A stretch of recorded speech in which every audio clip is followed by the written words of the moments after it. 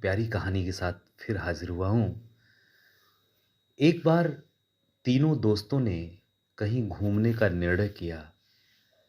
First class AC ticket कटाया और तीनों एक लंबी यात्रा पर निकल पड़े। अपने अपने बर्थ पर लेटे लेटे वे एक दूसरे से बातें करते करते सो गए। उठो उठो, जल्दी चलो, चलो जल्दी, बड़ा डरावना वाला भारी भरकम शरीरधारी आदमी ने बोला। कौन है आप और यहाँ क्या कर रहे हैं? जय और विजय ने डरते डरते एक सुर में पूछा। मैं यमराज का दूत हूं, उन्होंने जवाब दिया। आपको हमसे क्या चाहिए? विजय ने आगे कहा। ये पत्र लो, खुद ही पढ़ लो। जय पत्र लेकर पढ़ने लगा। पत्र में यमराज के दरबार में तीनों दोस्तों को तत्काल उपस्थित होने का आदेश लिखा हुआ था। यम का दूत उन्हें जबरदस्ती उठाकर आसमान आसमान में चलने लगा। रास्ते भर तीनों दोस्त दूत से पूछते रहे कि मामला क्या है, क्यों हमें बुलाया गया है। लेकिन दूत उन्हें डांट कर बैठा दिया करता था। उनको लेकर वह सीधे यम के दरबार में पहुंचा। यम उस वक्त अपने शयन कक्ष में आराम कर रहे थे। वहां दरबार की एक दीवार पर एक बड़ा सा रजिस्टर खुद ही अपने पन्ने पलट रहा था। तभी जय की नजर उस रजिस्टर पर पड़ी। उसने देखा उसकी और विजय की आयु 100 साल लिखकर आ रही थी। वे दोनों बहुत खुश हुए और आपस में बातें करने लगे कि डरने की कोई जरूरत नहीं, अभी तो बहुत उम्र बाकी है। लेकिन जैसे ही उन्हें अजय की आयु नजर आई, वे दुखी हो गए, क्योंकि अजय की आयु पूरी हो गई थी। तभी जोर जोर से आवाज होने लगी।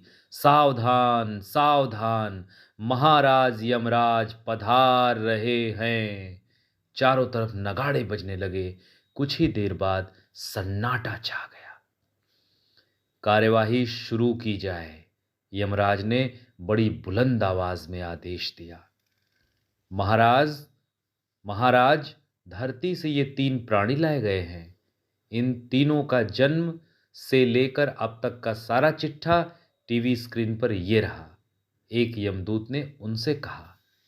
उन तीनों के आचार विचार एवं संपूर्ण कृत्यों का लेखा जोखा स्क्रीन पर चल रहा था। तीनों दोस्तों की तरफ से उनका पक्ष रखने के लिए वहां कोई नहीं था। अगर कोई था तो सिर्फ उनके कर्म थे। यमराज ने सारी बातें देख सुनकर फौरन निर्णय सुना दिया। एक दूत पूरे सम्मान के साथ अजय को रथ में बिठाकर धरती की तरफ चल दिया और दूसरा दूत जय और विजय को पकड़कर एक काल कोठरी की तरफ ले जाने लगा।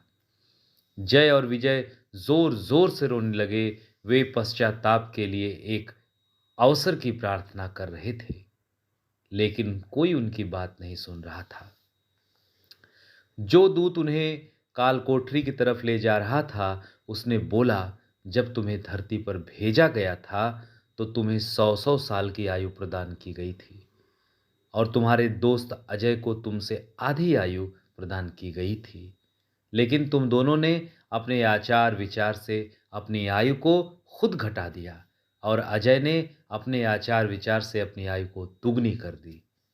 जय, तुमने तो धरती पर हरियाली को साफ करके बहुत बड़े बिल्डर बनने में लगे रहे और धरती पर प्राणवायु के स्तर को घटाने का काम किया। वहीं विजय, तुमने शराब में मिलावटी शराब बेचकर हजारों लाखों के जीवन को तबाह किया, सैकड़ों परिवारों को बर्बाद किया। तुमने भी प्राणवायु का स्तर घटाने का ही तो कार्य किया है। और अजय ने कितना पावन काम किया। उसने हजारों की संख्या में पेड़ पौधे लगाकर न केवल धरती पर हरियाली में वृद्धि की, बल्कि प्राणवायु का स्तर बढ़ाकर हजारों जिंदगियों को बचाने और संरक्षित करने का काम किया है। दोनों और तेजी से चीखने चिल्लाने लगे। तभी अजय की नींद टूट गई। क्या हुआ जय, क्यों चीखे भाई? अजय ने घबरा कर पूछा। जय की सांसें बड़ी तेज चल रही थीं। क्या तुमने कोई सपना नहीं देखा? जय ने कुछ क्षणों बाद अजय से पूछा। कैसा सपना? अजय ने आगे कहा। जय ने अजय और विजय दोनों को कस के गले से लगा लिया।